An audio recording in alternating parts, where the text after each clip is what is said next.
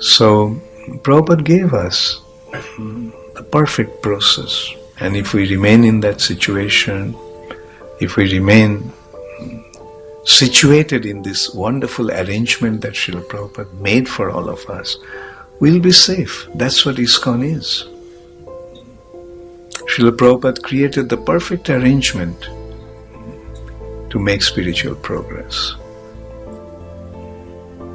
Perfect arrangement to receive Krishna consciousness, cultivate Krishna consciousness, and protect our Krishna consciousness. Therefore, Prabhupada's instruction is, whatever happens, don't leave ISKCON. No matter whatever happens, don't leave ISKCON. Because if you remain in ISKCON, you are safe. If you leave ISKCON, you are inviting trouble. Do you remember this painting in 12th canto of Srimad-Bhagavatam? The ocean of material nature, filled with all kinds of dangerous aquatics, crocodiles, sharks, piranhas,